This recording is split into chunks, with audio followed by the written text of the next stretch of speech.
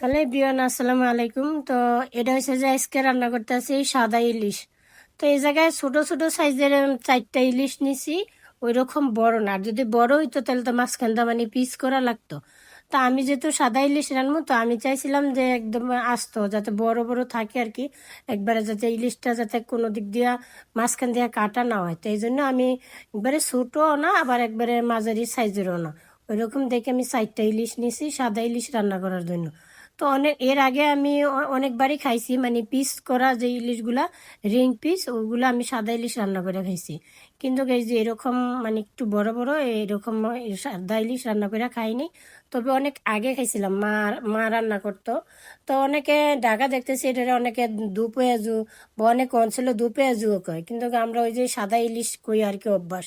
আর তাছাড়া হয়েছে যে আমরা হয়েছে যে চাঁদপুরের মানে মানুষ, তো আমাকে তো ইলিশ মাছের প্রতি ওইরকম একটা নেই যে ইলিশ মাছ খাইলাম। কিন্তু এটা ইলিশ মাছের তো কত মানে ধরনের মানে রেসিপি বা নাম, এক একজনের তো এক একটা বলে আর কি। তো দাদি বা মায়েরা যেভাবে রান্না করছে ওইভাবেই আমরা রান্না করে খাই অভ্যস্ত। আর বেশিরভাগ আমি তো ওইভাবেই রান্না করি। মানে আগে দেখতাম যে মাটির হাঁড়ির মধ্যে রান্না করে রাখতো, মানে আজকে রান্না করে রাখতো কালকে খাইতো, মানে ওই জিনিসটারও স্বাদ অন্যরকম। আর মাটির করে হোক, মাটির হাঁড়ি হোক, মাটির মধ্যে তো রান্না করলে তো অন্যরকম একটা টেস্ট হয়। মানে মাটির জিনিসের তো কোনো তুলনাই হয় না। তবে আমি এই জায়গায় তেমন কোনো কিছু দিই নাই, 4টা ইলিশ দিলাম। আর বেশ 10-12টার মতন কাঁচামরিচ মাঝখানটা ফাইরা দিছি। আর হয়েছে যায় ধনিয়া পাতা, আর হয়েছে যায় পেঁয়াজ।